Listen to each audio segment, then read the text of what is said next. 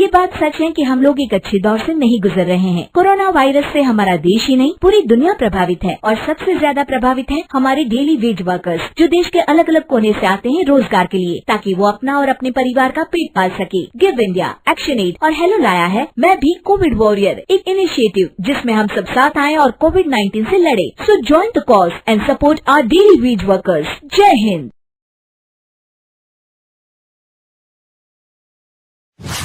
रजनी को बचपन से ही पेंटिंग का बहुत शौक था। वो हमेशा से ही पेंटर बनना चाहती थी, पर उसके माँ और पिताजी ने उसको कभी भी इस चीज के लिए सपोर्ट नहीं किया और उसकी शादी नीरव से हो गई। नीरव रजनी को बहुत प्यार करता था, पर रजनी हमेशा चुपचाप ही रहती। वो इस शादी से खुश नहीं थी। वो ये शादी नहीं करना चाहती थी। उसे तो हमेशा से पेंटर जो बनना था। अपने इस सपने को वो नहीं पूरा कर पाई, इसलिए वो हमेशा उदास रहती थी। रजनी, बहुत ही बढ़िया फिल्म लगी है, कल देखने चले? नहीं जी, कल मुझे बहुत काम है, मैं नहीं जा पाऊंगी। अच्छा तो कोई बात नहीं, संडे को चलते हैं। देखिए, मुझे फिल्म देखना पसंद नहीं है। आपको जाना है तो चले जाइए। नीरव को मना करके रजनी वहां से चली जाती है और अपने बैग को खोलकर उसमें बंद पड़े ब्रश और कलर्स को देखकर रोने लगती है। रजनी, चलो ना कहीं बाहर खाने चलते हैं, कुछ तुम्हारी पसंद का। जी, मुझे नहीं जाना, मेरी तबीयत ठीक नहीं है। रजनी वहां से चली जाती है। नीरव को समझ नहीं आता कि रजनी उससे इतना दूर क्यों रहती है। वो जब भी उसके साथ वक्त बिताना चाहता है, रजनी कोई ना कोई बहाना बना देती है। एक दिन घर पर कोई नहीं था। रजनी घर का सारा काम जल्दी से खत्म कर लेती है। घर पर अकेले होने के कारण वो सोचती है कि वो आज पेंटिंग करेगी। वो अपने कमरे में जाकर पेंट ब्रशेस और कलर्स निकालकर जैसे ही कलर मिक्स कर रही होती है कि दरवाजे पर बेल बज जाती है। अब कौन आ गया इस वक्त? इतनी मुश्किल से तो मुझे पेंट करने का मौका मिला है। रजनी दरवाजा खोलती है तो उसकी सास अपनी सहेलियों के साथ खड़ी होती है और सब घर के अंदर आ जाते हैं। अरे बहू, सबको शरबत बनाकर पिला दे, बाहर तो बड़ी गर्मी है। उफ। जी। रजनी पेंट ना कर पाने से उदास हो जाती है।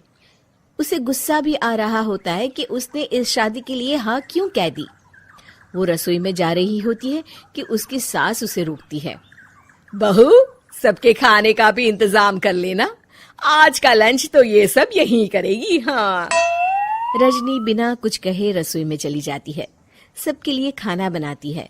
सब खाना खाते हैं और रजनी घड़ी देखती है कि ये सब कब जाएंगे ताकि वो अपनी पेंटिंग कर सके। जब शाम होती है तब सब चले जाते हैं अपने घर। अरे बहू, सब तेरे खाने की तो बहुत तारीफ कर रहे थे, सबको बहुत अच्छा लगा खाना। आपको मुझे सुबह बताना चाहिए था ना कि आपकी सहेलियां आ रही हैं। पता भी है कितना वक्त लगा सारा खाना बनाने में।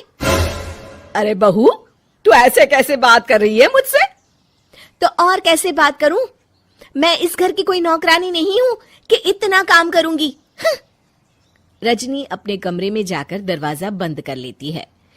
शाम को जब नीरव आता है तो उसकी माँ उसे पूरी घटना के बारे में बताती है। क्या रजनी ने आपसे इस तरह बात की माँ? हाँ, और पता नहीं उसे क्या हो गया है, शाम से बाहर भी नहीं आई है। मैंने तो कई बार आवाज दी, खाना भी नहीं खाया उसने। तू ही बात करके देख ले बेटा। नीरव अपने कमरे का दरवाजा खटखटाता है। रजनी, दरवाजा खोलो, मैं हूं। रजनी दरवाजा खोलती है और फिर वापस जाकर अपने बिस्तर पर लेट जाती है। रजनी, माँ से बात करने का ये क्या तरीका है? मैंने कोई गलत बात नहीं की है। अरे तुम क्यों ऐसे बर्ताव कर रही हो सबके साथ? क्या तुम इस शादी से खुश नहीं हो? रजनी कुछ नहीं बोलती। अरे बताओ मुझे रजनी, क्या ये शादी तुम्हारी मर्जी के खिलाफ हुई है? हाँ, मैं ये शादी कभी नहीं करना चाहती थी। तुमसे क्या, मैं किसी से भी शादी नहीं करना चाहती थी। रजनी रोने लगती है। चुप हो जाओ रजनी, बताओ मुझे, तुम क्यों नहीं करना चाहती थी शादी? रजनी बेड के नीचे से अपने पेंटिंग्स, कलर्स, ब्रश, पेपर्स निकालती है। इतने में उसकी सास भी कमरे में आ जाती है। ये देख रहे हो, ये थे मेरे सपने। मैं पेंटर बनना चाहती थी, पर माँ पापा ने कभी सपोर्ट नहीं किया और मेरी शादी करवा दी। मेरे सारे सपने टूट गए। हर वक्त बस गुस्सा आता रहता है मुझे। मैं जानती हूँ कि आप लोगों की इसमें कोई गलती नहीं है, पर मैं क्या करूं, मुझे समझ में नहीं आता।